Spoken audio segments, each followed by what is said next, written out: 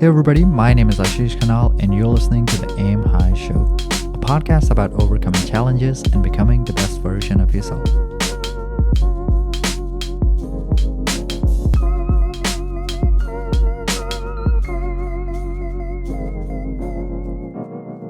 Hey everybody, welcome to another episode of the Aim High Show. My guest today is Anshu Basnyat. She's a licensed clinical professional counselor, founder and owner of the Empowered Parent in Ellicott City, Maryland, where she provides individual, family, and couples therapy.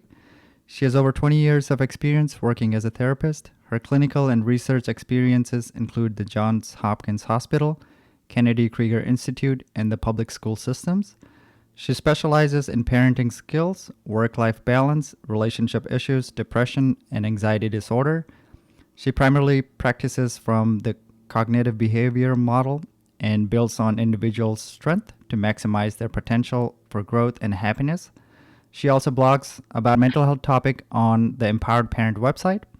I'm super excited to have her on the show today because I know I'm going to be learning a lot about mental health. So without further ado, Anshu, welcome to the show.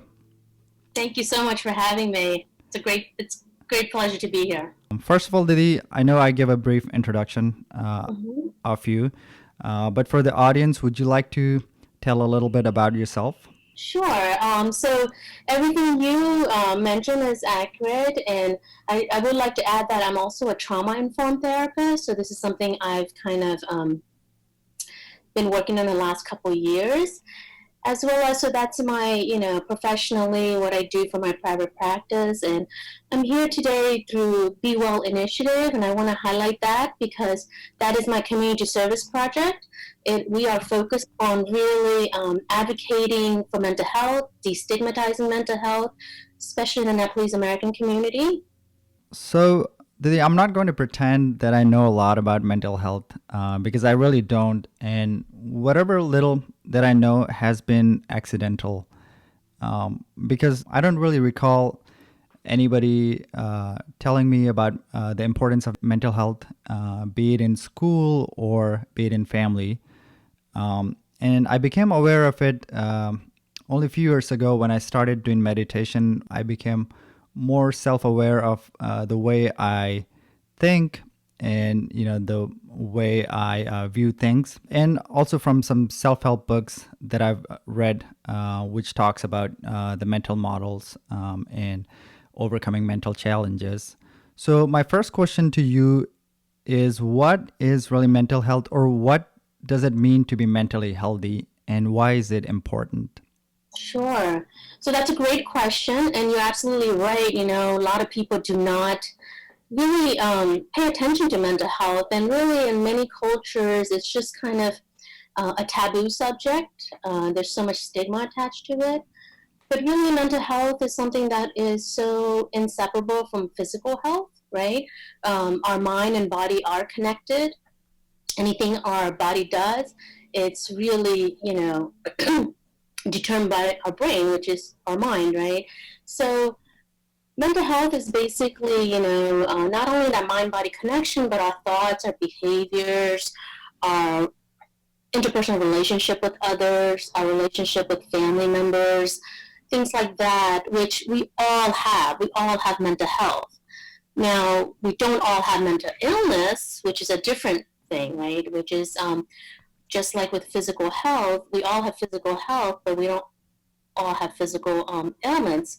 So depending on, if the mental health is not taken care of, then you can develop a mental illness, or you can also have like a family history, or, some mental illness is biological in nature, so you can kind of get it from genetics as well, depending on what mental illness you're talking about.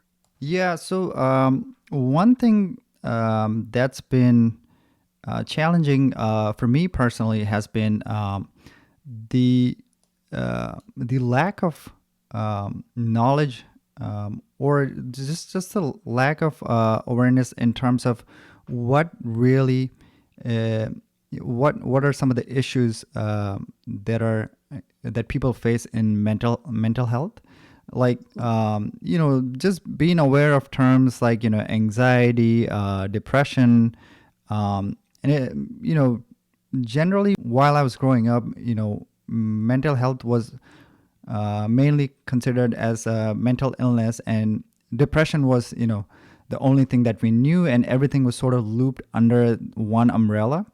Mm-hmm. Um, but there are issues like, self-esteem, personal relationships, anxiety. Uh, can you give us like some of the issues around mental health, which might not be like a full-blown depression, so that people are aware of what are the issues that comes with mental health? Sure. One of the biggest issues that I find in my practice is communication issues.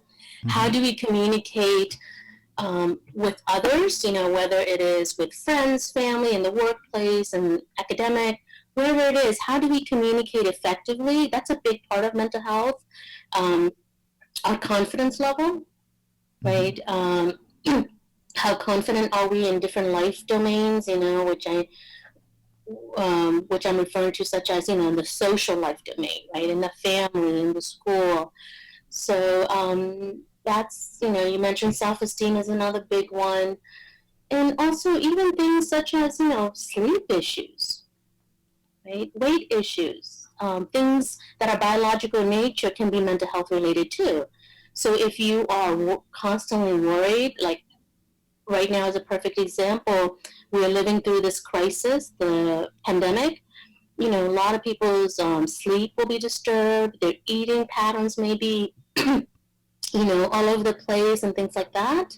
So, anxiety, you mentioned, anxiety is one of those things that's kind of on a continuum, right?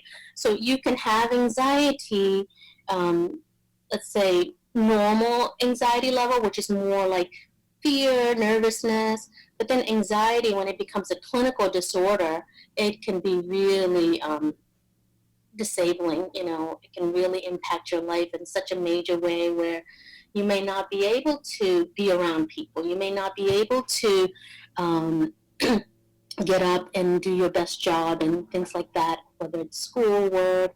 You may get so nervous, you start getting breathing problems or heart palpitations and feel like you may be dying. So, it's definitely on a continuum.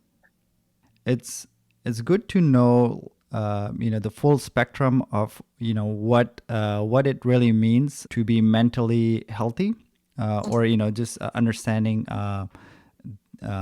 what a good state of mind should be, and also understanding the issues that are around mental health, so that um, when like that you are going through something, you can pinpoint what the issue is.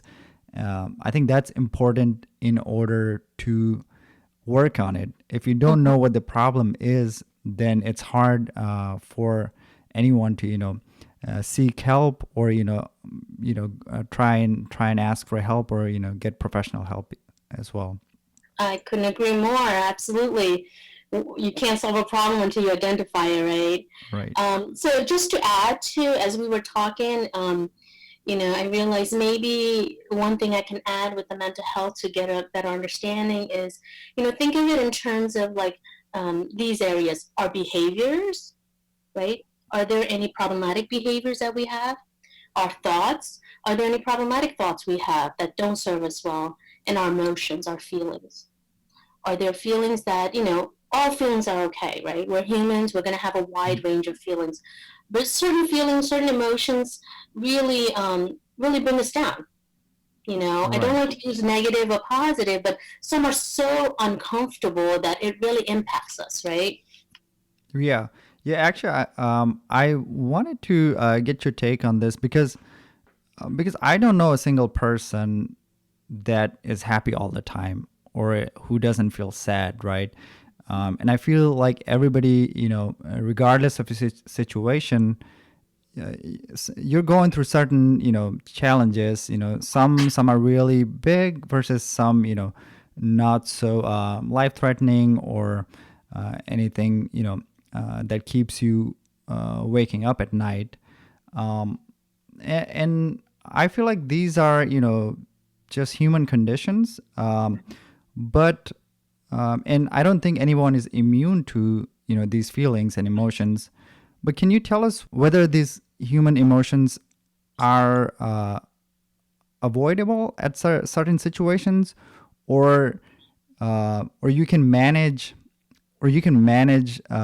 when these types of emotion comes into play, so that you know these don't become a problem down the Mhm. road. Well, it's not avoidable. We're going to have that right range. So that's one of the, you know, what we call defense mechanism or coping mechanism a lot of people do is if I avoid it, it's just going to go away. If I Hmm. avoid it, give it some time, everything will work out. And that's, I would say that's a really dangerous way of thinking because if you do not address it, it will fester, right? Just like a wound. If you got a cut or something and you don't take care of it, it's going to get infected. It's going to have problems, right? A bigger problem.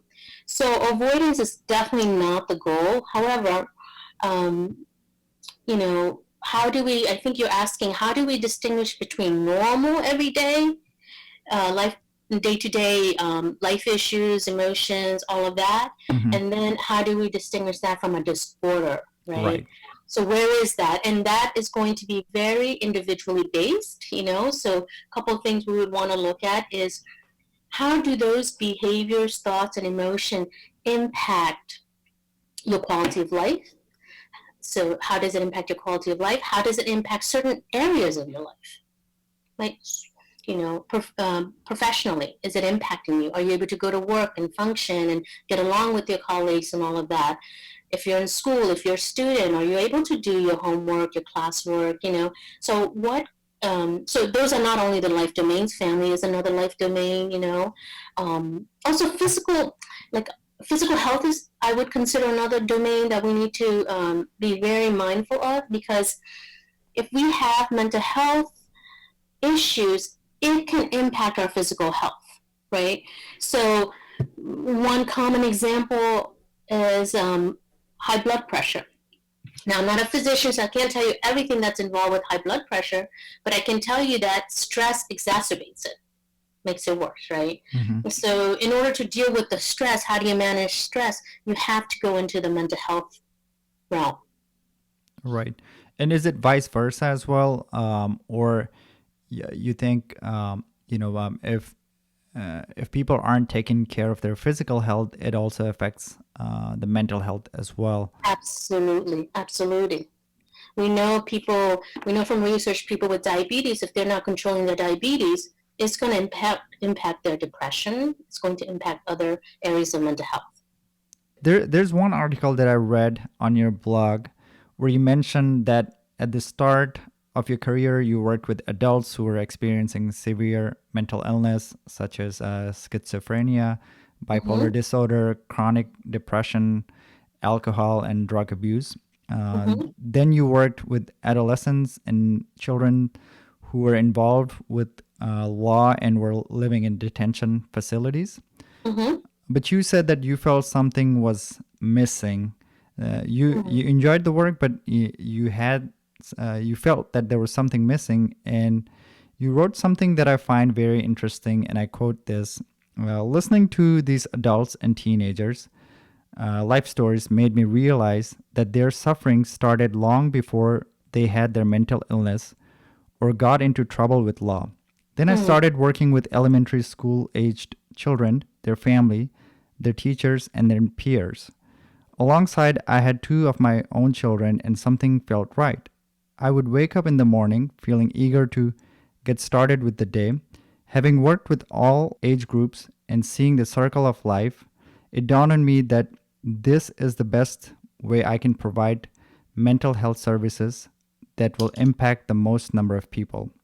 At this point, I fully understand the old adage prevention is better than cure, and ever since I've been advocating, educating, and providing clinical care to children and families, especially focusing on parenting issues. I think this is a very interesting article and this particular phrase, because I've heard from a lot of professionals, or experts in this field who say a lot of these mental suffering, comes from early childhood trauma or difficult experiences. So, can you tell us a little bit about, um, w- how important it is to focus on mental health from an early stages of a child for their the development of their mental health, Yeah, and what roles can parents play so that the children, when they grow up, the issues surrounding mental health is minimal. sure. Yeah, wow. Just to clarify, I have not really done my blog in many years. That's quite some time ago. But yeah, I still believe in that.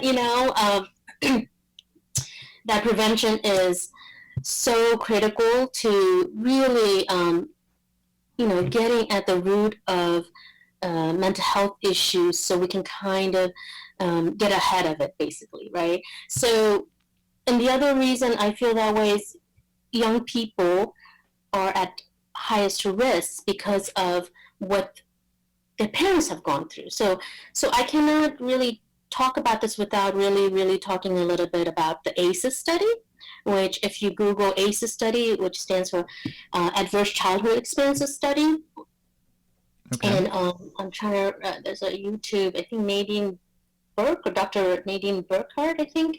I forget her last name.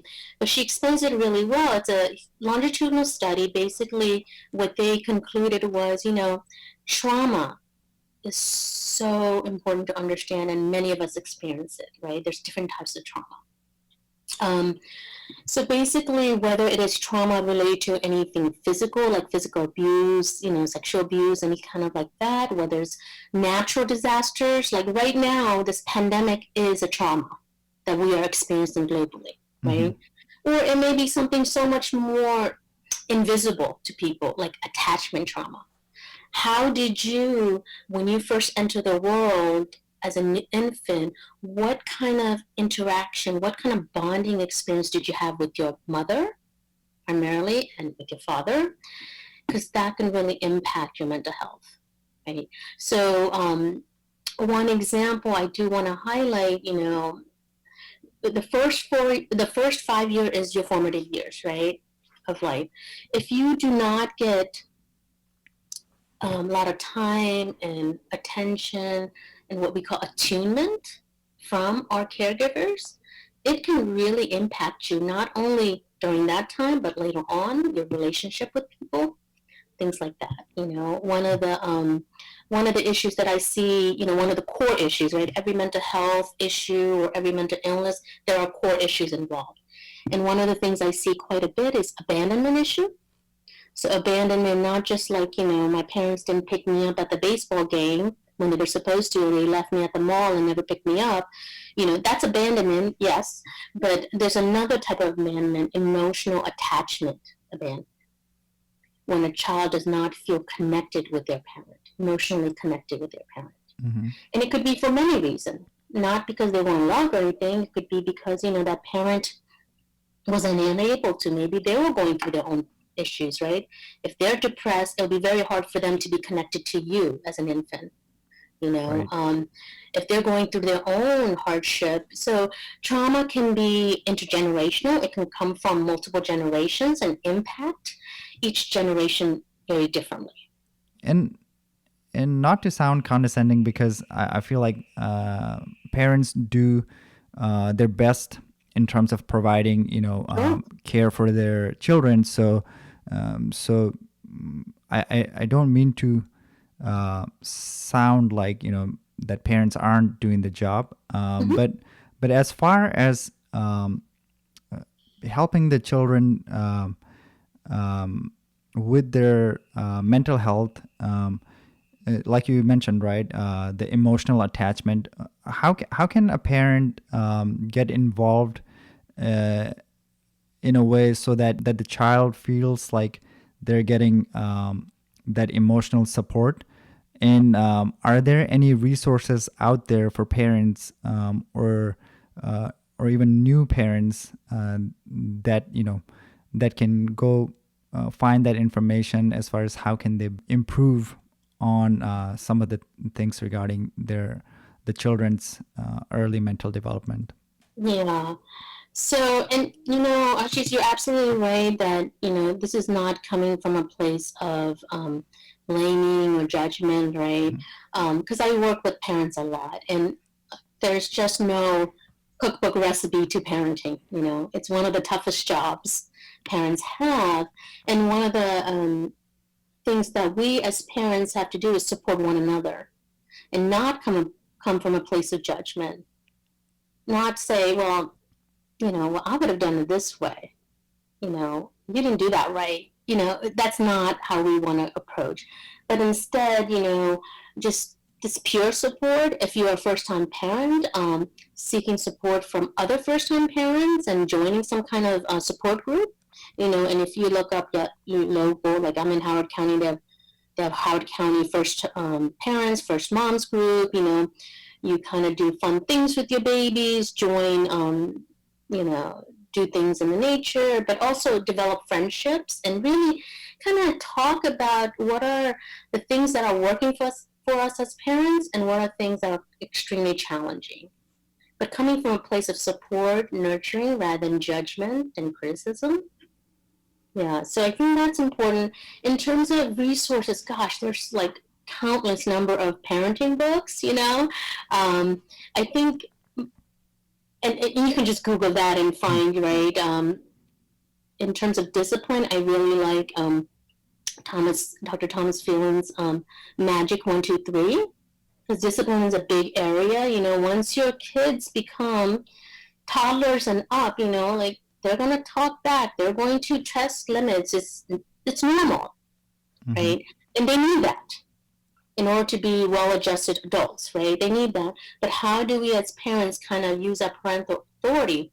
Not by controlling them, but how do we set up a situation where it's nurturing, but we also provide firm boundaries and limits and help them understand the world from a much more safer way, right?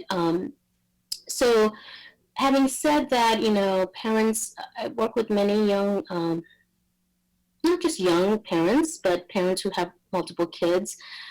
If they're young, let's say elementary school, what I usually do is I work with the parents rather than the kids, and I tell them up front. It's so impossible for your life experiences, what you've been through as a parent, and them as when they were children, and your parents' life experiences not impact your parenting. So therefore, I really want to help you and your child, support you and guide you through this by working with you. And in a way, they love that because not only are they getting therapy for themselves, but they're also getting guidance for their kids too. And that tends to be a win-win. So that's how I approach it in my work when working with young kids.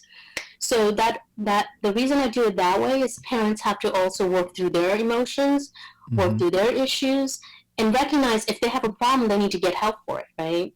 Often when you work with families, what happens is if the parent is not aware of their own issues, the kid becomes what we call the identified patient.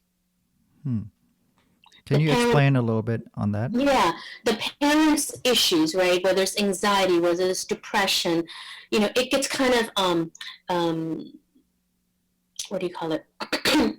Taken out on the child, right? Displaced onto the child, and then the child becomes the problem kid. I see. So the problem sort of trickles down from parent to even the before children. their own parents. Yeah.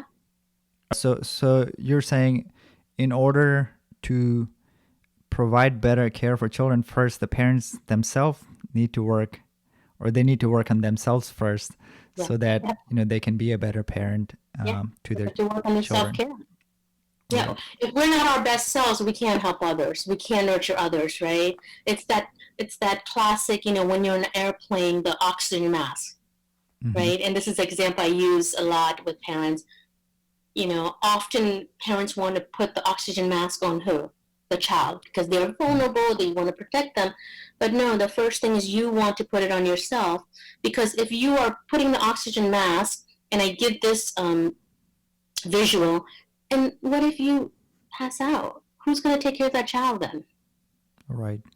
Right? So you have to, and that is a very difficult concept in certain culture, as in the Nepalese culture, because that's seen as being not, parent-like or not nurturing, even selfish. Certain cultures, if you focus on your self-care, it means you're being selfish, which is not true at all. So, Didi, I want to ask you about um, offering help and starting a conversation about mental health.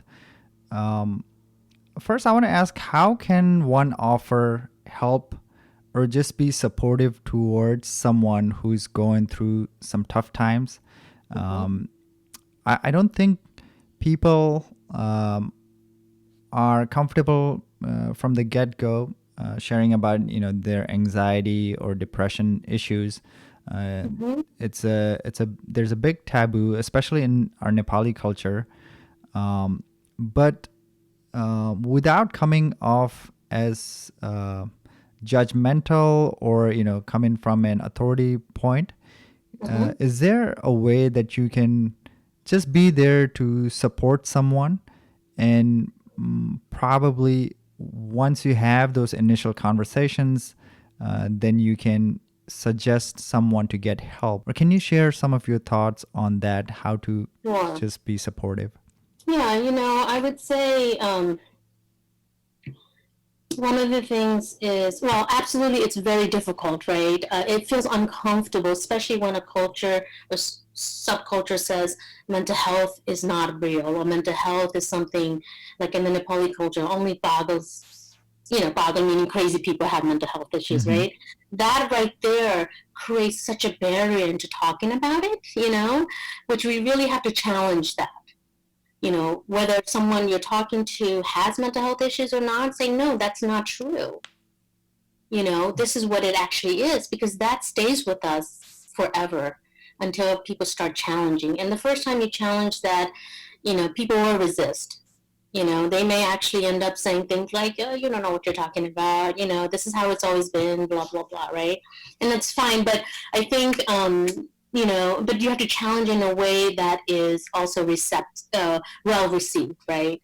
You can't be saying you're wrong, anything like that. So one of the things, I think you're asking, how can we help someone, a friend, a family member who are struggling mental health wise, right? Correct. Yep. So so really one of the things we can do is just this concept of listening, right? And I'm going to give you a visual so you can kind of we can make it much more concrete. So this idea that listening is about being a container, right? What does a container do? Just takes takes all the input, or takes stuff. Holds it, Yeah, holds it. holds it, right? Holds the items, right? So often what ends up happening is, instead of being a container, we can fall into a fixer mode. That's where the Mm-hmm. danger lies, right? So when we say, how do we problem solve, it's coming from a good place, but we are going into a fixer mode. We don't want to do that. But rather first be container. So container is just listening, asking questions like, help me understand this, just really just asking from a very place of curiosity, place of love, nurturance. What is it like for you when this happens? Mm-hmm. Right? So what you're doing is, not only are you supporting them by listening, the person who has the mental health issues, they're feeling validated. Somebody Right. genuinely cares about me. And there's so much power in that. Right. And I feel um, that sometimes it's both ways. I do it myself. When somebody um, explains to me about what they're going through, we are so quick to just give suggestions and provide them with information or what we think would be the right thing to do.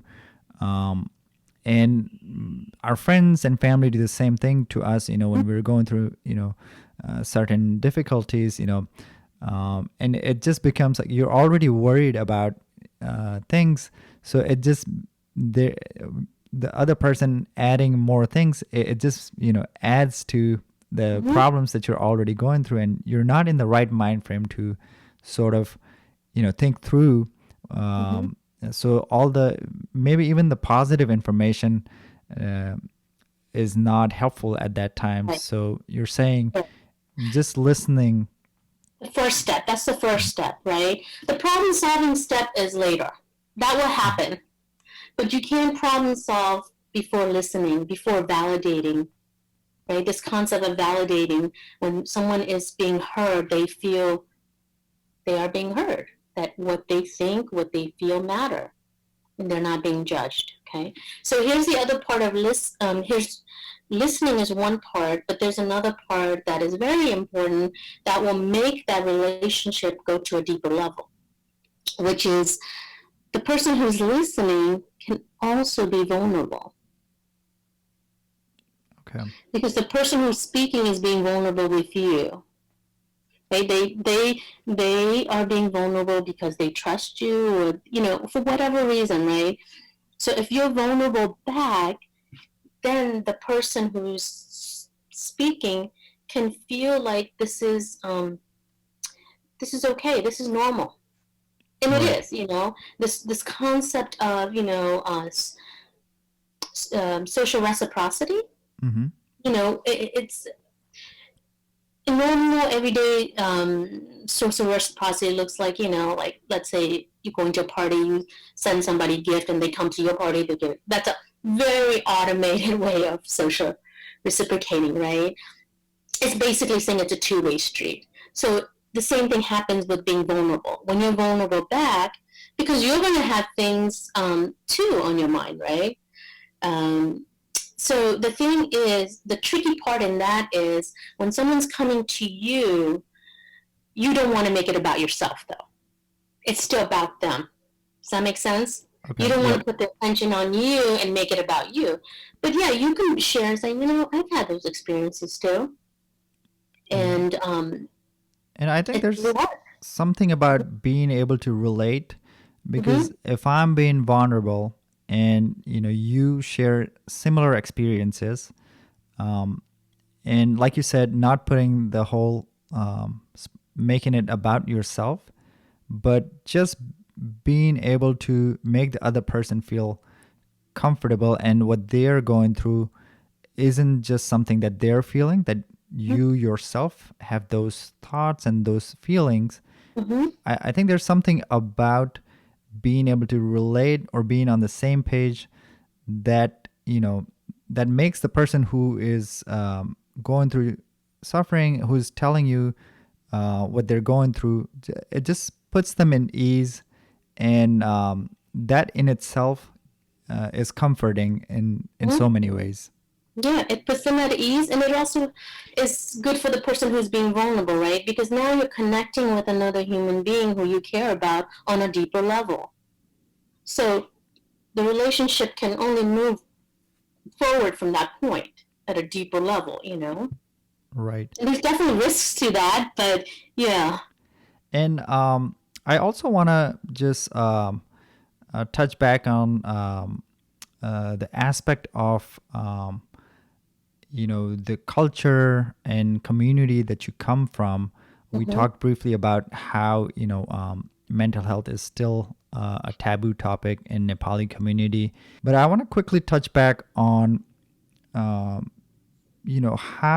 can we normalize discussing about mental health in family and friend setting within our community, so that people feel comfortable sharing these types of issues that they're going through. And it's not just for young people that I'm saying. I think even for adults and seniors, I feel like, especially people who have left the country and come to migrated to US or any other place in the world, because you have left a safety environment to come to a new place. And sure, over time, I feel like materialistically, financially, you get to a point, especially in developed countries, where you don't have to worry so much about your day-to-day living, or roof over your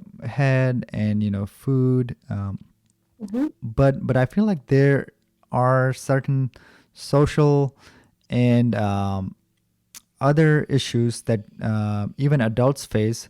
So how can how can we normalize mental health so that it doesn't become um, a taboo topic, or when we talk about it in gatherings, we don't get that look from people like, oh, who raised the topic about mental health, like what's happening, like you said, right?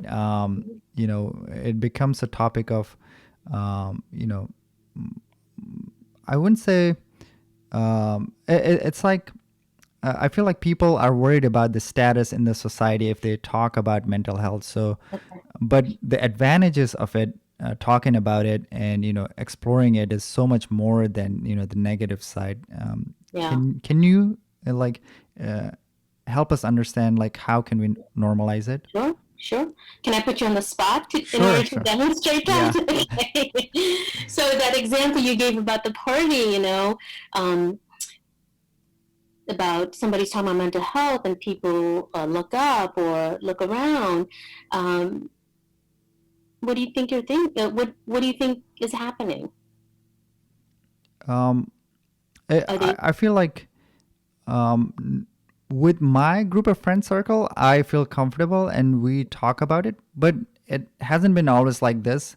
Only been a year or so Mhm. that I've become more comfortable. And with social media, people are now talking about it more.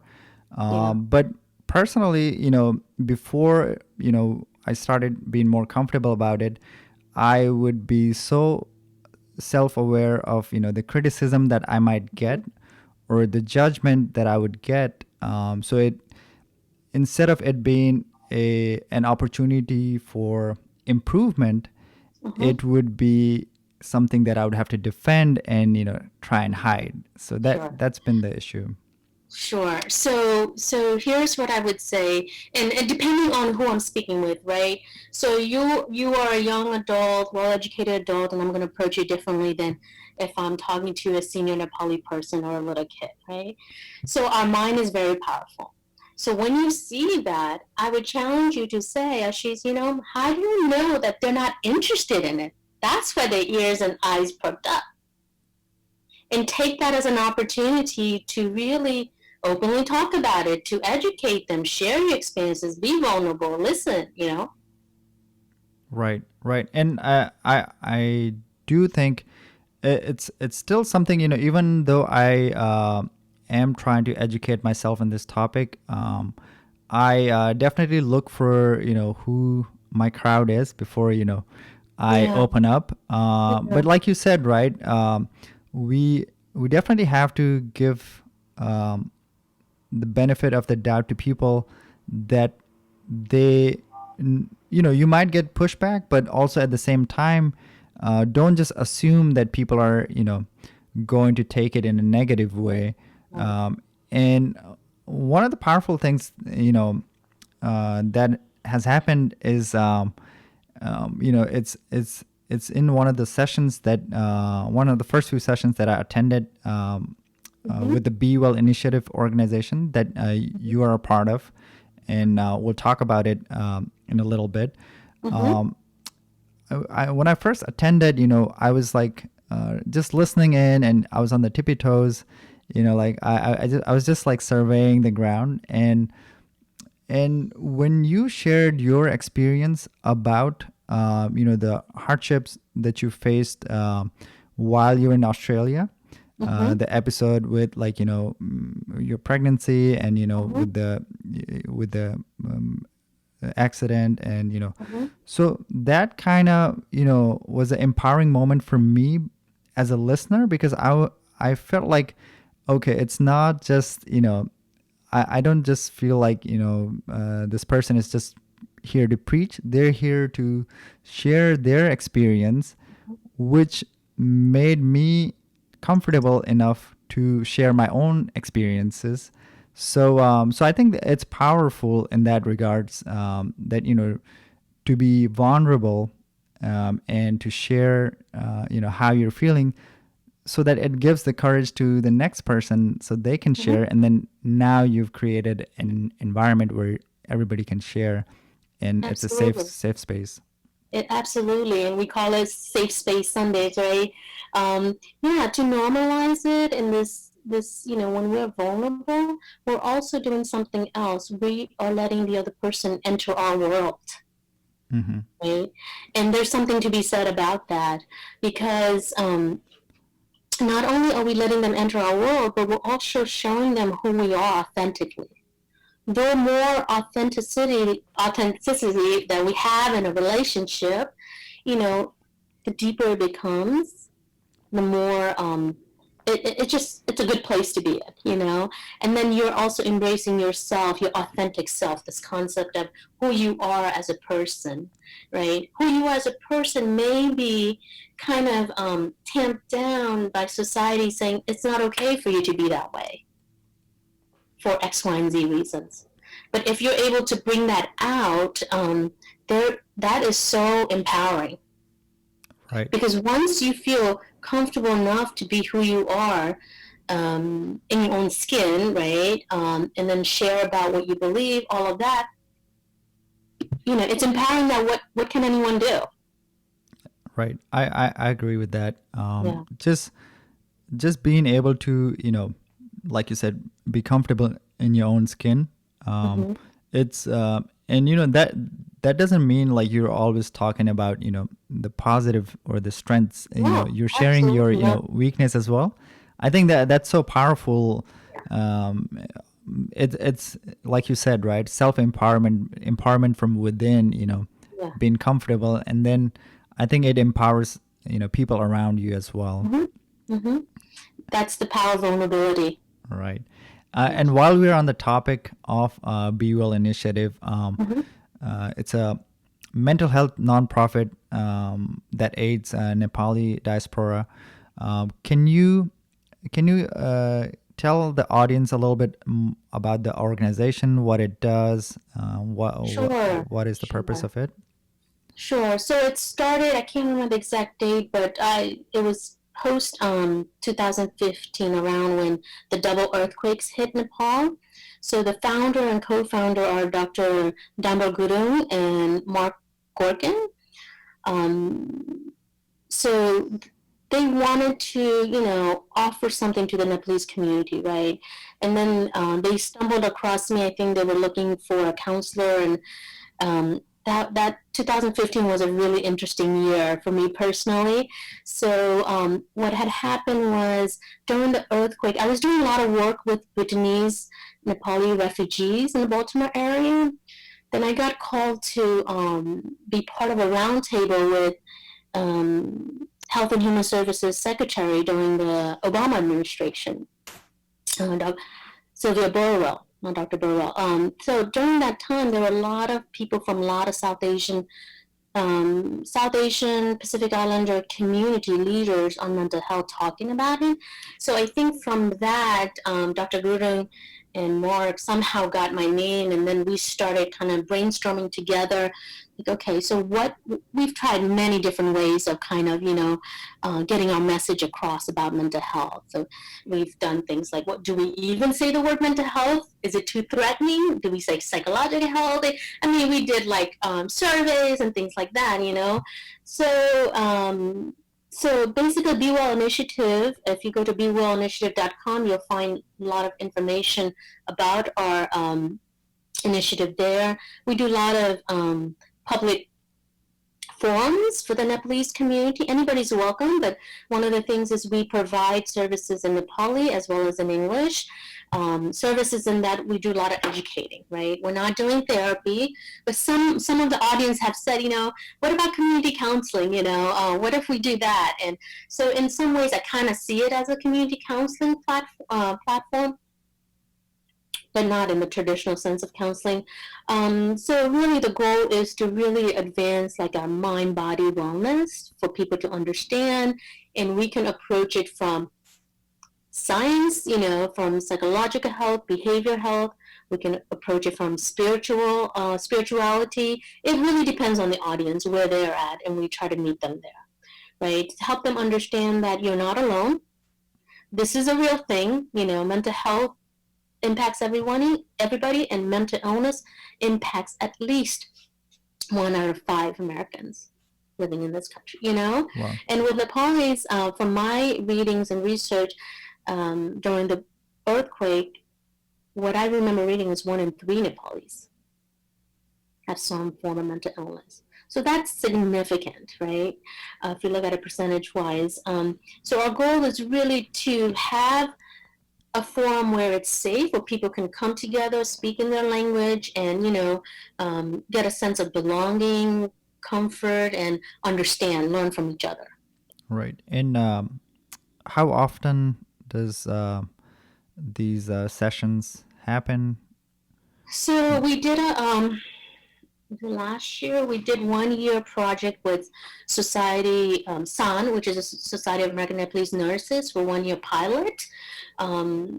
We did it every 3 months or so, and we did 2 programs in Virginia, 2 in Maryland, to see if this is something that is sustainable. What we found was, unfortunately, even though people came, it seemed like it was something about it. People just wasn't feeling comfortable to show up. It could have been a number of reasons, and one of our conclusions was this is still a heavy topic and we have to approach it differently. So after that, the way we start approaching it is, the Safe Space Sundays. Once the pandemic hit, every Sunday we were meeting, for 4 or 5 months. So we also do it by, if there's community organization that says, we're doing this program, would you be part of it? We've done it that way. So whatever the community's needs are, we try to support that. Right. And I have attended the Sunday sessions. Actually, that's how I first came to know about you, because I attended those sessions. And initially, even for me, I was thinking, should I attend this session? And the timing of it was, something that was right for me, because the lockdown had just started. So I attended maybe the second or the third session of these Sunday series. And immediately I thought this was really good, because for me, generally, sometimes it's just a group of friends,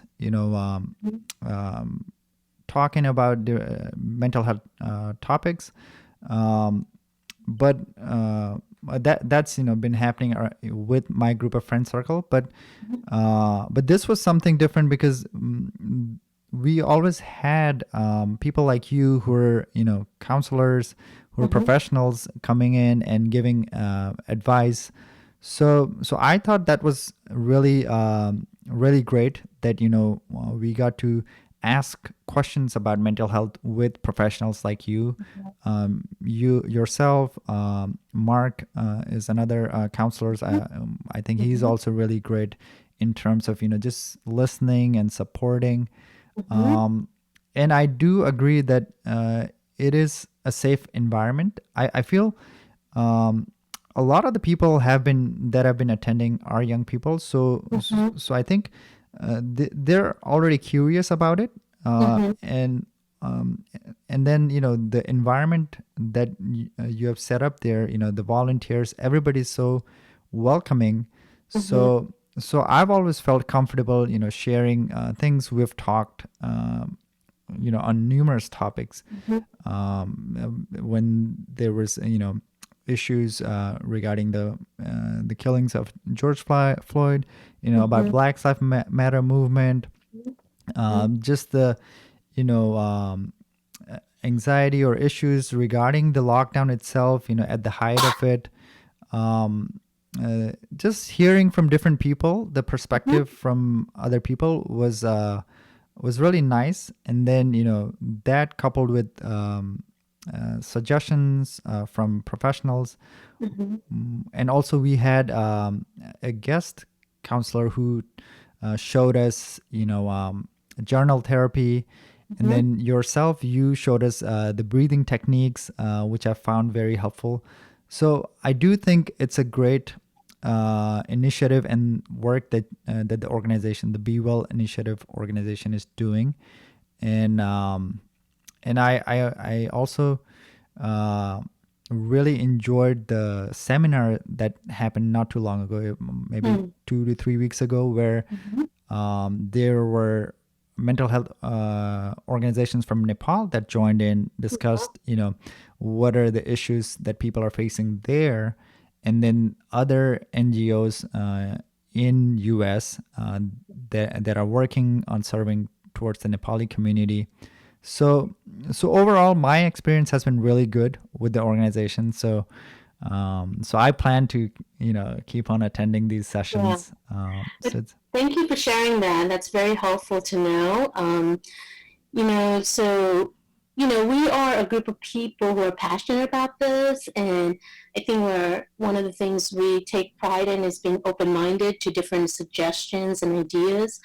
So after the summit we discussed, does it make sense to meet weekly? And we came to the conclusion, we even had a survey put out, with the folks who attended regularly, and they felt that once a week was a bit much, so we are bringing it down to every other week. And the format we're going to use now is, so every second Sunday will be with just the youth, and they'll do informal conversational type, so you guys have an opportunity to kind of connect with one another on a much deeper level. And then the fourth Sunday of the month will be with the professional there, right? So that way, whatever happened in that session, if you want to bring it up with a professional or if there's a topic. So we're kind of trying to do a mixed bag of, informal and formal. We certainly don't want people to feel like they're going to school or anything if it's too formal, PowerPoint, things like that. But for the most part, we try to do it conversationally and topics that are concerning you. A lot of times I don't come in with my own topic in hand. I want to know who's attending, what do they have in mind. I always have a backup plan just in case nobody, I'm the backup to the backup plan person. So, you do um, have a lot of backups, and so just in case, that's just because of life experiences. We'll just really put it at that, okay? Yeah, so I'm really honored to be part of that initiative and really want people to, make good use of it because it's a resource. We're a resource. It's a free resource. Um, yeah, and yeah. I I think wanted all to of ask, how can people get involved with the Be Well Initiative organization? so, Is it open to anyone, yeah. and can Mhm. people, volunteer?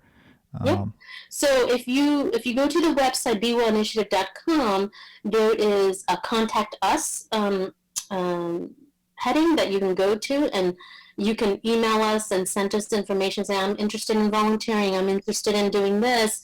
And then if you know any one of us, we can connect you. So we do have a youth leader, Chitisnipane. She is in charge of handling all the youth. We have a community liaison, Krishna Desar. He handles the event planning, coordinating all of that.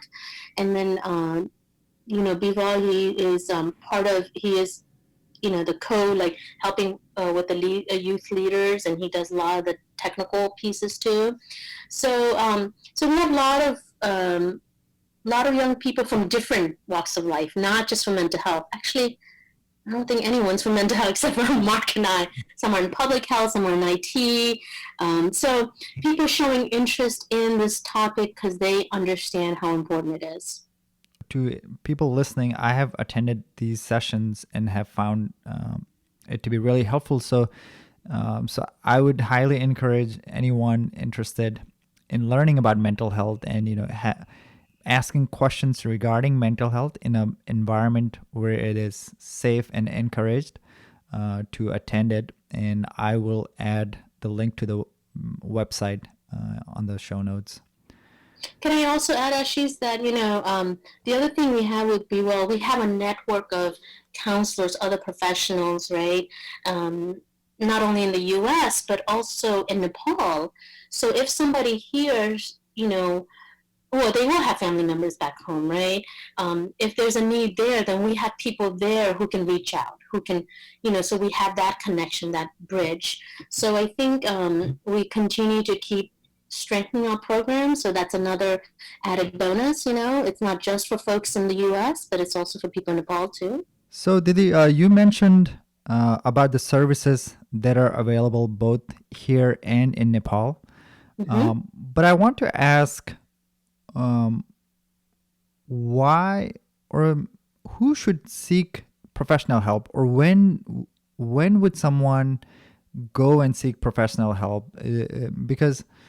Um, because there's this thing about if it's just something you're worried about, people generally, or at least in our community, it's often shrugged off and people say forget about it, right? So when do you think one should go and seek for professional help, or at least start the conversation and tell your near and dear ones that Mm-hmm. you've been struggling Mm-hmm. to get the help that you need? Mm-hmm. So, so as one of my articles says, I believe anybody can benefit, right? Just like, when you go to a dentist for your regular 6 month cleaning, right? You may not have dental issues, but you're going there as a preventative measure, right? So you can go to a mental health professional in that way too. If you think, you know what, something is not right, my, I'm not feeling like myself, something is off, and during this pandemic, I will tell you, I mean, my phone's been ringing off the hook, but I'm only one person. I can only take so many referrals, right? And this is outside of Be Well, because Be Well, we don't do therapy. We do more informational, so I just want to be clear. So for my private practice, people are calling like, my teenage daughter, my son is struggling, can't see their friends, and they're just really struggling. Can you talk to them? Sure. When you talk to them, it doesn't mean you have to have a mental illness, right? But something is happening that is not working for them, whether it's usually I work with the mindset a lot, is their thought process, or just the external forces, right? With the pandemic and everything else, the school closing, all of that. How can it not impact your mental health, Right. right?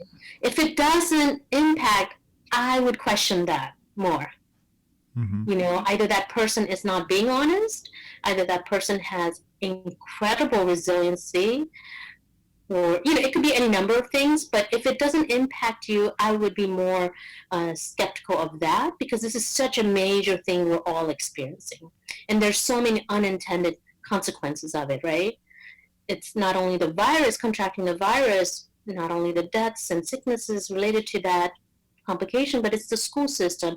It's not being able to have our normal access to resources we typically do. We can't go to the movies, we can't go to dinner at a restaurant, hang out with friends the way, we have to wear masks, and it's a different way of living. So how can that not impact us, right? It's a huge grief and loss we're experiencing. So what I would say, who should seek, if you have a thought that, something's not right, it can't hurt. Because if there's nothing really going on, what the council will say is, we'll just have a few sessions and call it that, or we might meet once a month, or we might meet every 6 months, which I do. If I don't see any particular need for it, but they just need to kind of talk it out with somebody who's safe and kind of process it. Because it's one thing to process with your friends, to talk it out with your friends, but it's completely different if you talk it out with a professional trained in this area, but also who's a neutral party, right? Like when somebody enters, I don't have any personal gain from it, Mm-hmm. um, just outside of this is my profession, but so being able to talk to somebody like that who can give you an outside perspective or encourage you to think about that same situation differently, it's It's immense. I mean, people have told me they were scared. I mean, I've had like 6'5" guys tell me like, I'm so intimidated by you, and you haven't seen me in person. I'm so tiny. And I'm like, what? You're intimidated by me? you know. And once they start talking, but it's that idea of opening up to somebody. That's what's intimidating, not me. The idea of really digging deep and kind of bringing out whatever's been there for years, kind of tucked away nicely. It's not tucked away nicely, technically. It's tucked away, but it'll come out in a lot of different ways in our interactions with people, if there are unresolved issues, right? So gaining insight about ourselves, gaining insight about our life experiences, our family, which is not an easy thing. You've got to Right. be very open-minded and just like, it's raw. You're getting to the raw truth. And Right. that's uncomfortable. But once you go over that hurdle, I always tell my clients at intake, the first appointment, I tell them, there's risks to therapy. When you're in counseling or therapy, you're going to feel uncomfortable. But often that may be a turning point. But if we never get to that uncomfortable place, Mm-hmm. then how are you going to go over that hurdle, right? Right. So if you keep going back, right, to your place of comfort, you're never going to really go over the hurdle. And then after that, what is amazing things that will happen because you've kind of worked through and let out, and then you can feel much more safe and confident in pursuing your goals and, being creative and whatnot. Right. And thank you for sharing that. Um, because I feel like a lot of people just don't know where to start, Mm-hmm. on this matter, and seeking professional help. For a lot of people, that just means like something is like really wrong with me. So, No. so talking with a professional, I think it'll just give like that added value, as far as Mm-hmm. somebody like you said, right, unbiased viewpoint with Mm-hmm. some experience of dealing with hundreds or thousands of people over their career. They've Mm-hmm. seen it all, right? So you can sort of guide someone, Mm-hmm. or help them navigate their own thoughts. I had a question regarding, or actually, so in one of your articles, you write about how to find a good therapist. It's on the Empowered Parent blog. You Mm-hmm. mentioned things like, asking the therapist these certain questions on your first visit, like Mm-hmm. what does the therapist specializes in, Mm-hmm. children, adult, Mm-hmm. what is their theoretical orientation, or the approach that they take, Mm-hmm. and then how long can someone expect Mm-hmm. to be in the therapy, how much experience does the therapist have, and also does the therapist collaborate with other mental health professionals. Yeah. You emphasized on finding the right fit between Mm-hmm. the patient and the therapist. Mm-hmm. Can you tell us why it is important to find the right therapist, and what are the benefits, of that? Yeah. So first and foremost, the best predictor of success in therapy is the trust, the rapport with the therapist, what we call the therapeutic alliance, right? The client with the patient and the therapist. If the client feels connected to the therapist, feels heard, that's a go. That's a green light. But if you don't feel connected the first time, then it's going to be a major hurdle. You're going to be wasting your time, Right. right? So that's one. Second, some people have certain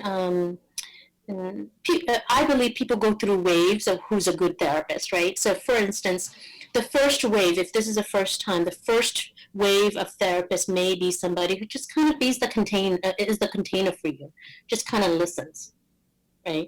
And then kind of listens and validates, but that style may not be good overall in the long run for that particular client because they may be ready to move on to a different state, more problem solving, say.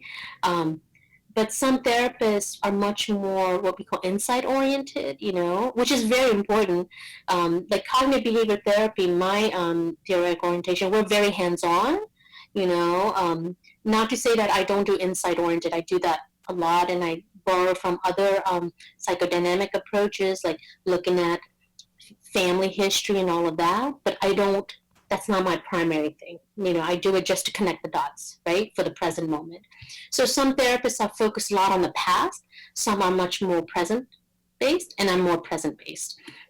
So if a client wants to learn a lot about their past, coming to me may not be the best fit, because after we do that phase of exploring the past, I'm going to be assigning homework, and some clients don't want homework. Mm-hmm. They think homework is, I don't know, they just don't like it. But my philosophy is the hardest work is outside of the therapy room. Okay. So I'm going to give you homework to reinforce what we talk about in here. Can you give an example of what that would look like? What homework would look like? Yeah. Yeah. So let's see. So if we were to focus on, Or you can even use me as a guinea pig.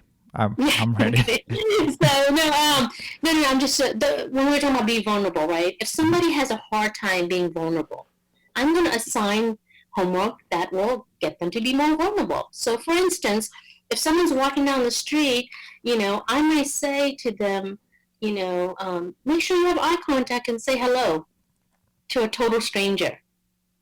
Right? Mm-hmm. That's like the very beginning stage of being vulnerable. You have nothing to lose by doing that. Then I slowly build them up to maybe being vulnerable with their partner, or being vulnerable with their best friend, or things like that. Okay, so these are like actual like executable steps that one can take. Mm-hmm. Yeah. Okay. And there's one that's very common. Common homework that I give, and this is a lot for, and you may relate to this. A lot of people who go through culture as ours, but also high achieving people. They do have a perfectionistic side to them, and they may use these words, okay, what we call irrational words. So you said I can put you on the spot, so I'm putting you on the spot, even though if I don't know whether they use these words or not. So what we call irrational beliefs, right? These beliefs that really sabotage our progress, really hinder our progress. So these words, I say something like, I'd like for you to take an inventory of these words, do a tally mark. How often are you saying these words? So these words are should, must, have to, need to. Right? These are dangerous words because that limits us. Right. And I feel like you read my mind, because I honestly I do struggle with I have a tendency that I am sometimes way too judgmental about myself. I find myself critiquing, and I didn't realize this until like just a few years ago. I did this intense course on mindfulness meditation, which sort of helped me become a little bit more self-aware as far as understanding like the way I think, and general thoughts that I have. And so I realized, and of course, reading books. There's this book called Radical Acceptance by Tara Brach. So it talks about oftentimes we are so judgmental about ourselves. So I find it like very like you said, right? We have this mental invisible shackles in our own minds that stop us from like doing certain things, or exploring, get out of our comfort zone, or like they're subconsciously. This is something I find I've noticed is subconsciously, the situation might just be like a basic situation, right? I'll give you an example. So sometimes when I go and order something at Starbucks, right? So I'm conscious about like, whether I'm gonna put my order in right, so it, I don't have to repeat it again. Mm-hmm. And I think that stems from when I first came to US. I was 16 when I came to US, and initially, I didn't had I didn't speak English that well, or I should say my accent wasn't that it was hard for people to understand. Mm-hmm. So that coupled with just trying to adjust into the American society,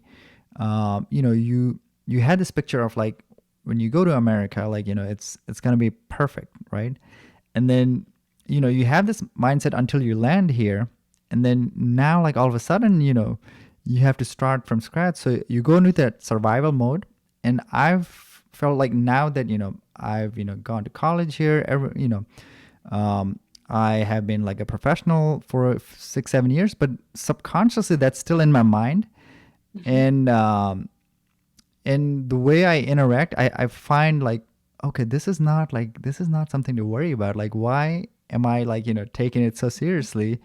Um, so so can you tell us like how like someone like this experience, like my experience, if they Mm-hmm. come to you, like how would you like sort of Yeah. suggest them, or like what sort of tips would you give?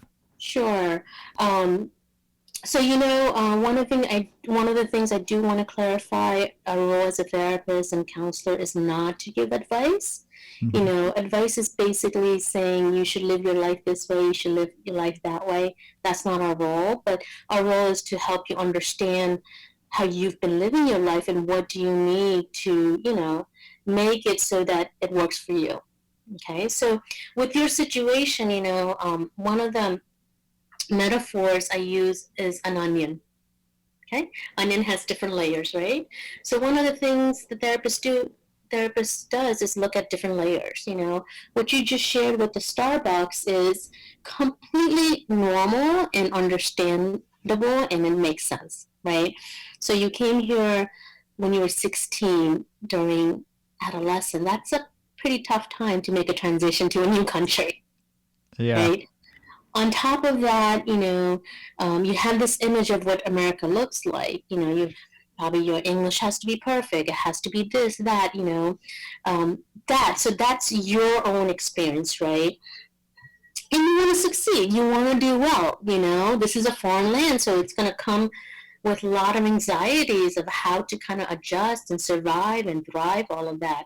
So that's your experience individually. But then you're also coming in with what you've been told, what you've been taught, right? So that's one layer. And what you've been taught by your parents, your society, that's another layer, couple layers, right? One of the things is, and this is not just a Nepalese thing, this is a universal thing, right? Parents are wired to look at themselves and well, humans are wired this way. I shouldn't say just parents. When we have 10 things that we need to do, or 10 qualities, and 9 are positive and 1 is negative, what do? We focus on the negative Correct. to make it better, Hmm. right? But if we ignore the 9 positive and give so much power to that 1 negative, imagine the consequences of that versus the consequences of if you focus on the 9, right? Not necessarily ignore the 1 negative, but know that it's there, accept it. Maybe you want to work on it, maybe you don't. It's not really impacting you. It doesn't sound like in Starbucks it's really going to impact if you perfectly say your name or not, because it takes a lot of mental energy for you to really be stressed about that when you can use that mental energy in different ways. Right, right. And what I found helpful is, first thing is like being aware of it, right? That you're doing it, and once you're aware of it, and like you said, right, you're not necessarily like advising people. You're just helping them realize or understand like where it's Mm-hmm. coming from.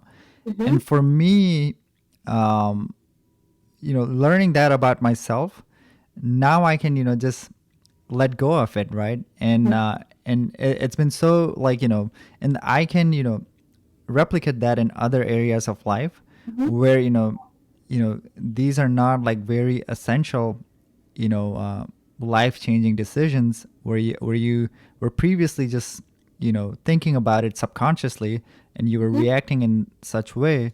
um, so I find it very like relieving to sort of like let go of Mhm. these type of thinking. Mhm. And is this something like that people can expect? Because I'm trying to understand. I Yeah. guess like um, what can people really expect when they come and see a therapist? Like it, I see. What kind of benefits, results, mm-hmm, So yeah, that would definitely be letting go of something that's not working well for you. Definitely that. It really depends on she's on right needs are, right?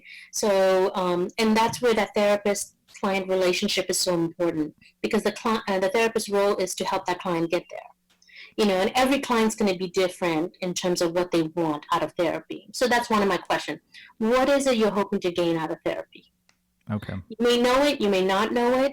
So for you, it may be kind of letting go of that perfectionist side of you, with the understanding, and I want to emphasize this, which is I wouldn't recommend you let go of it completely, because that also serves you well, Oh yeah. Oh yeah. right? Like yeah, being Right.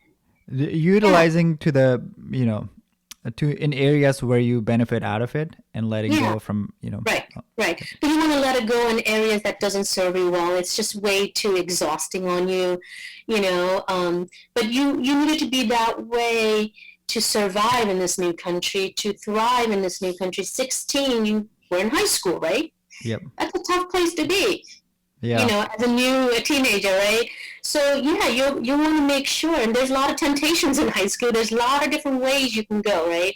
So if you were too chill and relaxed, like, oh, life is going to be perfect, and really not take things seriously, imagine where you would be. Yeah. Yeah. I mean, it could go anyway, right? Like Yeah, if you're in yeah. the right mind frame, like you might go in the right direction. But if you surround yourself with like Mm-hmm. negative influence, then if you're like this carefree attitude, then it could go downhill Mm-hmm. pretty quick. Yeah, um uh, potentially, yeah. And recognizing that, and also, for you, like, well, it served that purpose well at that time. mhm, I needed to be that way, right. right? But now I'm in a different place. That was then, this is now. Kind of help you understand that, and where is that middle ground for you, you know? Because you may still have those qualities in other areas, and it may be fine. Right. It may not be as taxing. And have another question regarding therapy. Mm-hmm. Um, yeah, I feel like you've mentioned that generally, typically, you see clients anywhere from 12 weeks, and it could. I've known people who do it on a regular basis for like years. Mm-hmm. Um, what sort of like and I know you can't share too much Mm-hmm. information, Mm-hmm. so feel free to just avoid answering this question. I want to get your take on generally, like, even like if people attend like one or two sessions, Mm-hmm. what sort of difference do people feel from like never having attended a therapy session to Mm-hmm. even attending one or two, Mm-hmm. if people share their view on it, and then the effects of like going through like a 12-week cycle, or like Yeah. 6 months, or like 1 year, like a Yeah. relationship with the Yeah. therapist. And it's all different, right? Like, so, well, I have those type of clients too, who come for one or two sessions and they feel good. They've kind of talked it out, and maybe that's all they needed at that time. You know, and then there are people who think they come one or two and everything is resolved. Like I have this magic wand, it just resolves. It doesn't work like that. But whatever they needed, or whatever they didn't need, maybe they're not ready for therapy at that time. Or maybe they're so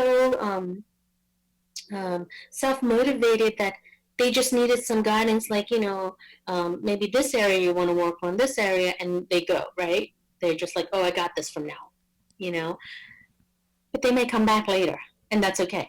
And then there are people who are in therapy with me for years, and that's what they choose, and that's fine, because the way I do therapy is, um, what are we focusing on in the next 6 months? What are we focusing in the next year?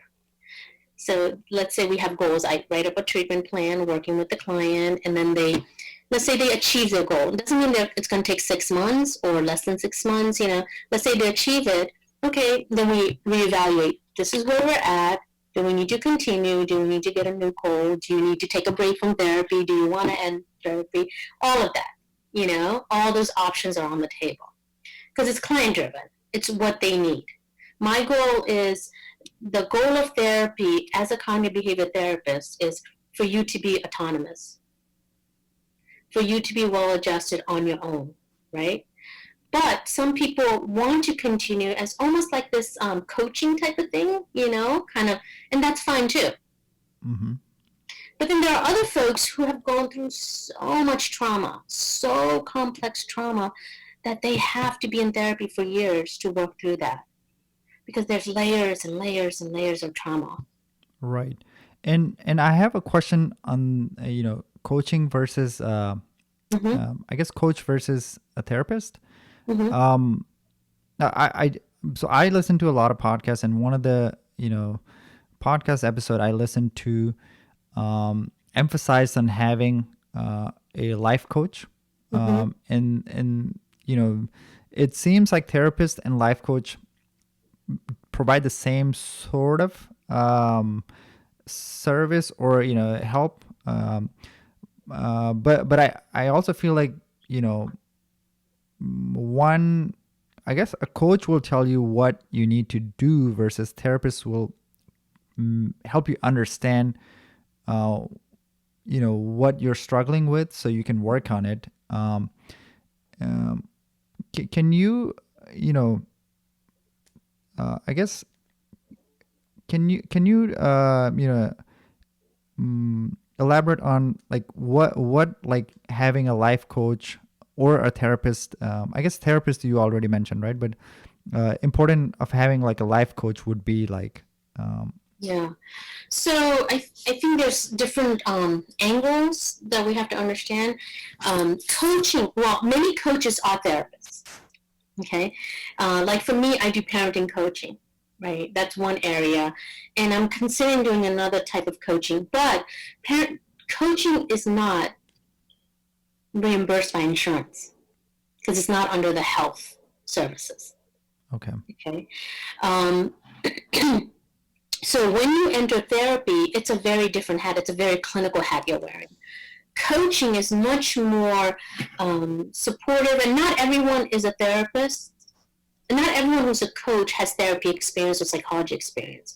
So coaching has been around for a while, and for a long time, it wasn't really governed by any particular body. And now I know there's classes and certifications. I don't know where the coaching field is right now in terms of, before you can call yourself a coach without any kind of license per se. Right. So I think it's much stricter now. There's certificates and things like that, but I still don't know enough about it to really speak on that. But coaching is very different in that it is very goal oriented. It is very much focused on what do you want to achieve. Is there career coaching, right? So if you go to a career coach, they're going to focus on career. They're not going to focus on your life, family dynamics and things like that. Mm-hmm. They will outsource that to a therapist. Okay. So if you go to a life coach is a little bit more general, right? Depending on what you want to focus on. So that's more of a general grab bag. And I had this question, and you mentioned you brought up the subject of insurance. You said that coaching is not covered under insurance, and I believe I feel lucky that through work I get insurance, which mental health is covered through insurance. But I kind of feel like it's generally having access to mental health feels like it's coming from a privilege point of view. I was wondering if you feel the same way, that that there is enough awareness in all socio-dynamic Mm, situation about mental health, and mhm. is mental health even accessible to people who don't have insurance, or people who are not in that um, financially well category. Okay, great question. So how would I answer this?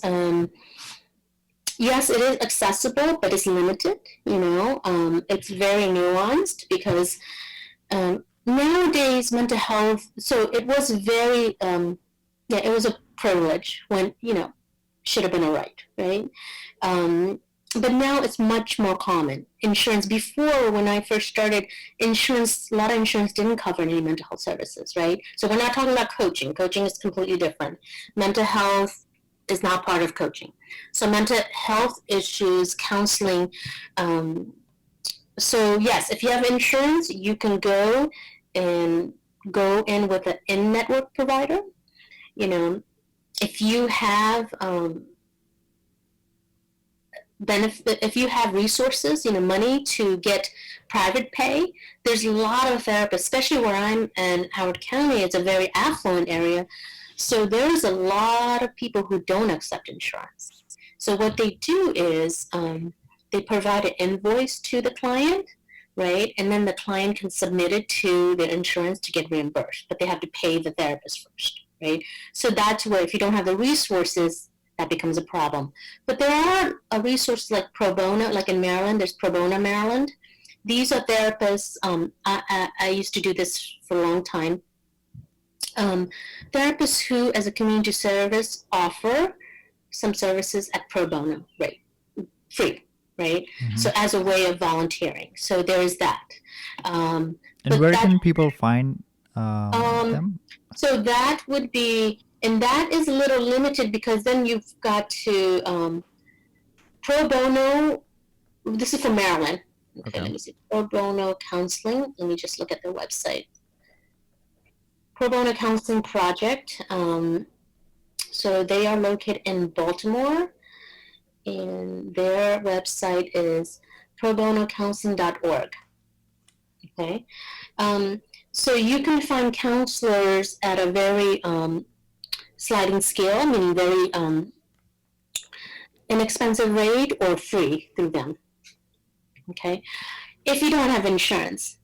If you have insurance, you're not choosing that. You would have to provide evidence of it, is what I understand, in terms of do you qualify for that. But if you have insurance, it covers it, but you're trying to get free services, that wouldn't be, I don't think that would be accepted, you know? Now, but there's another way to go about that. Many companies have what's called EAP services, Mm-hmm. Employee Assistance Program. I actually do EAP. I'm actually EAP counselor for Under Armour. So Under Armour employees come to me. So a lot of big companies have in-house counselors, or off-site, depending, that you can go to, and they'll have like, 5 to 6 sessions or something like that to get you kind of started, and then they may refer you out. Some companies, as part of your benefits, they may say you can have EAP every year.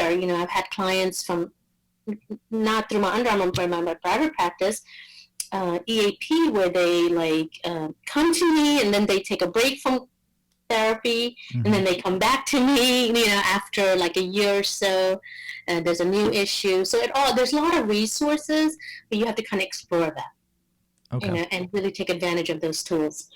That no, that's helpful that there are some resources, Mm-hmm. especially for people who don't have insurance, because I feel like, um, and correct me if I'm wrong, but the mental health issue can range from I don't think it picks between like affluent people versus non-affluent people, No, yeah, but it's throughout. Yeah. Mm-hmm. I think there's challenges in the people or the family that are struggling financially Sure. as well. Sure. So Yeah. I think if there's help for those people as well. The help the help is there, but just like with many things, right? If you have more access to resources, you Right. have more access to services, right? It's limited, but it is there. I mean, there's people, they can contact their county health department, and maybe if they are able to apply for medical assistance and kind of go from there. Medical assistance provides a lot of services, but if you're talking about somebody like an international student who doesn't have insurance, then they may have to use their university counseling center, or they have to work with somebody to find that resource, and that can be frustrating, but it can be done. So I Okay. want to give hope. I don't want people to feel like, oh, I don't have resources, that means everything is shut out. Right. It's definitely much harder, Mhm. if you have lack of resources to access any kind of service, right? Which is unfortunate. And I know we're coming to almost 2 hours, so I have a few questions, and then we can, wrap up. Okay. Okay. So earlier we talked about, prevention is better than cure. Mm-hmm. Um, so so I think, generally, and you've mentioned it in one of your articles that generally people tend to come like when, things are out of control, like, they're like, Mm-hmm. it's like, high stressful situation. I want to ask you about what are some of the things that people can do. They can just be proactive about, their mental health, like just being on top of things. Mm-hmm. Even like, if you feel like everything is good, Mm-hmm. or, if you've sensed like, you're not feeling yourself, Mm-hmm. are there any tips and tools or techniques that Sure. would Yeah. And you're suggest? saying without a therapist involvement, right? Yeah, without the therapist involved. Yeah. Yeah. So I always go back to the basics first, right? Make sure you have proper sleep, proper nutrition, hydration, light exercise, right? So if you're thinking about the hierarchy of our needs, like Maslow's hierarchy of our needs, we need the basics, right? If you have a home to live in, if you have, clothes to put on, those basic needs are taken care of. Now, what's the next level of basic needs you need? Sleep, right? Sense of belonging, friendships, Mm-hmm. other Yep. people. That is so essential. It is necessary for our survival. So one of the dynamics that's happening is with this pandemic, because we feel shut out and isolated, it's ramping up like the anxiety and depression rates, right? Because we're not connecting with people. But Mm-hmm. there's a lot of different ways to connect with people, right? It doesn't necessarily have to be physical. I mean, that's the best, but it's not necessary. So after that, then I would say, after the basics, really kind of examining your mindset. But this is where we go into, I think a therapist's support will be helpful in this, Okay. 'Cause I think there's certain tools and skill set, that you will need to kind of navigate that. But if you are motivated and you're reading self-help books and things like that, really thinking about how we're thinking about Do, situation experiences, how we talk with ourselves about ourselves. So those type of thinking is very important. What we call self-talk. I've found meditation to be Mm-hmm, helpful, especially mindfulness meditation. Do mm-hmm. you have like any or any thoughts on that? Or Yeah, I use meditation in my work. I use it myself. Sometimes I may be doing 3, 4 meditation at a time when it's stressful. Um, so there's different kinds of meditation. I personally, and I use the app called Calm. okay, I I've have heard of it. Yeah. no relationship with them or anything like that, but I like it uh, because it's pretty self-explanatory. It's in different age groups. I just like everything they offer. And Headspace is another one. But there are a lot of different apps you can use. Right. Those are the two common ones. Mm-hmm. There's one called Waking Up by Okay. Sam Harris. I don't know if you've heard of Oh Sam yeah, Harris. yeah, Yeah. I know of Sam Harris. Yep, Yeah. I always get Sam Harris and Dan Harris mixed up because Dan Harris does the 10% Happier Oh, podcast. yes. Are you Yep. familiar with that? Yep. Yeah, but Sam Harris, yeah. But I know of him. I don't know. I'm not too familiar with his work. Yeah, but there's a lot of apps out there. So meditation, practicing gratitude. Mhm. Like before you go to bed, at least think of 3 things you're grateful for, right? Because that actually changes our brain chemistry in a good way. So those are the things I would say to focus on, but you have to keep going back to the basics first. Right. And you mentioned try and read some self-help books or books on, mental health. Are there any books that you recommend to people on just like being more self-aware, or just, as a tool Yeah. that helps? I do that a lot as part of my therapy practice because I can't really recommend a particular book until I know what the issue is, right? So if your issue is perfectionism, then I can recommend a book on that. If your issue is anxiety and depression, I can, you know. So I'm trying to see, like, I have tons of books, like anxiety workbooks are really good ones. Okay. You actually do the things. Deepak Chopra has a lot of things on his website, meditation related, 365 days of activities. So there's a lot. So I would say if you want to go the self-help route, visit a counselor once or twice periodically so they can kind of guide you.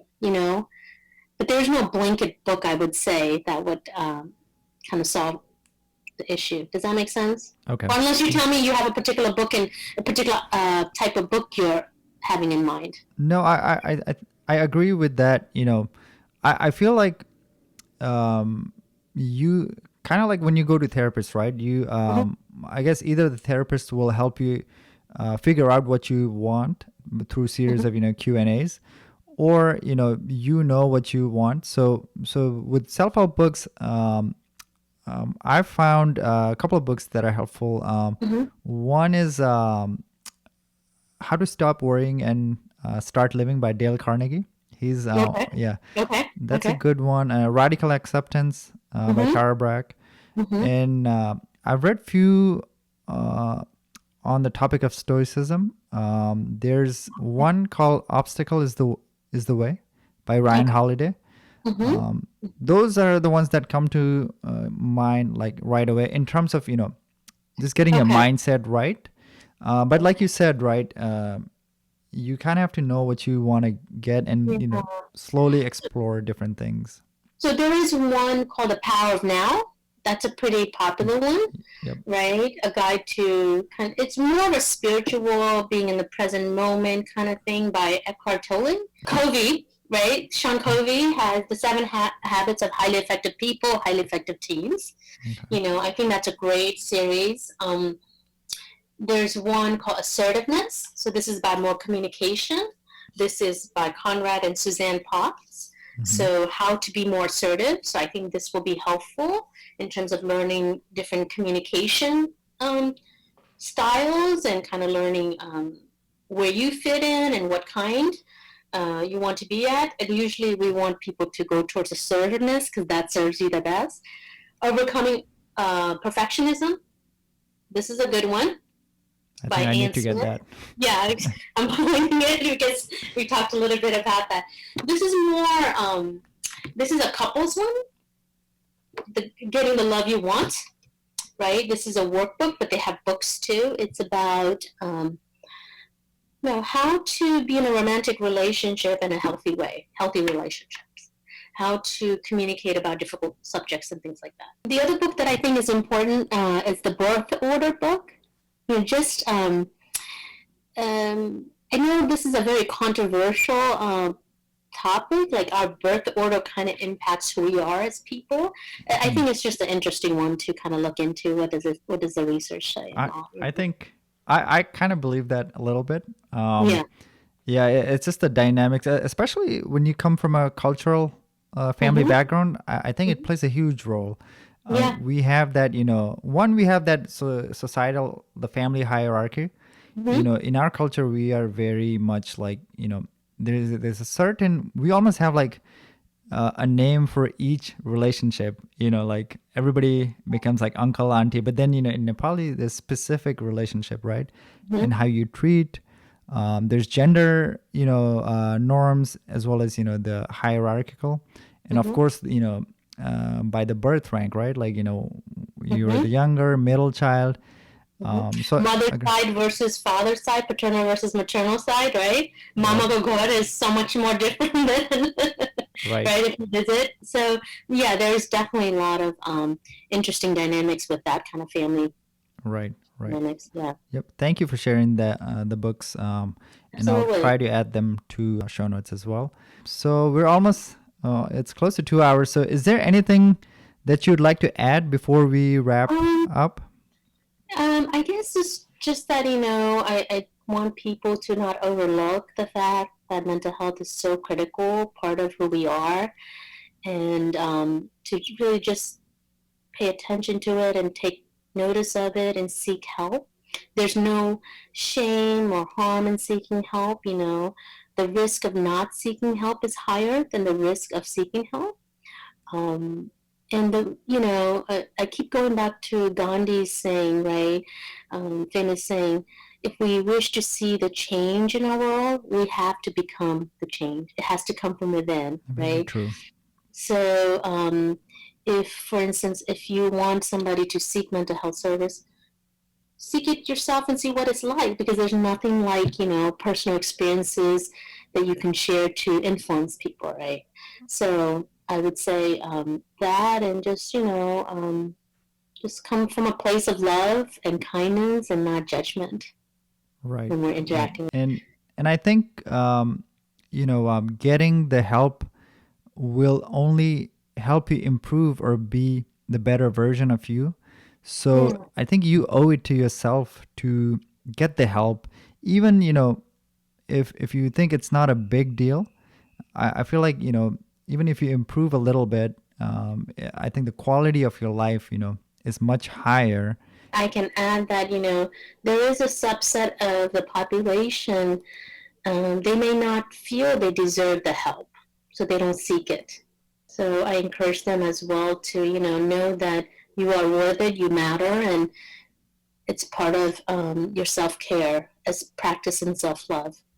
So, Didi, one more question. Where Uh-huh. can people find you if they want to reach out to you, if they have any questions regarding mental health? So my website, theempoweredparent.net, you can contact me through there.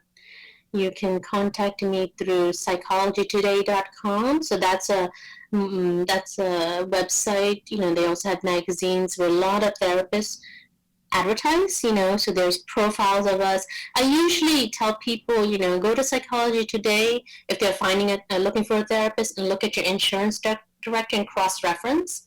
Because Psychology Today has their picture, their experiences, their little blurb, so they can contact the individual therapist through there. Yep. Didi, thank you so much for being on the Absolutely. show today. It's been really eye-opening for me as well, in terms of just learning more about the topic of mental health.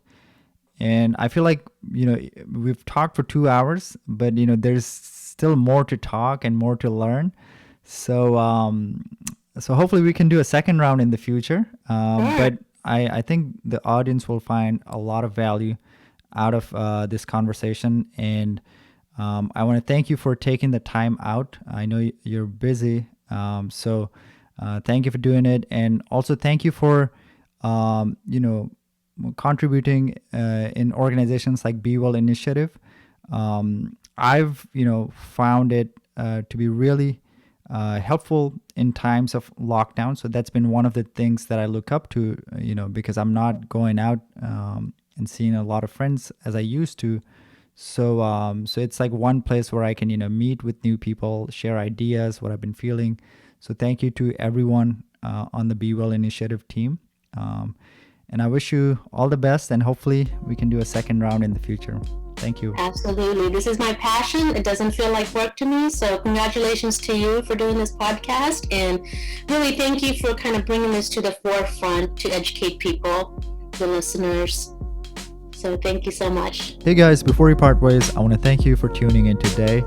If you found this content useful, please subscribe to this channel. It'll help the channel grow and also help others find the podcast as well. You can also follow the podcast on Instagram at The Aim High Show. It's spelled TheAimHighshShow. Feel free to say hello or let me know what you think of the podcast. Once again, thank you for listening. Until next time, take care.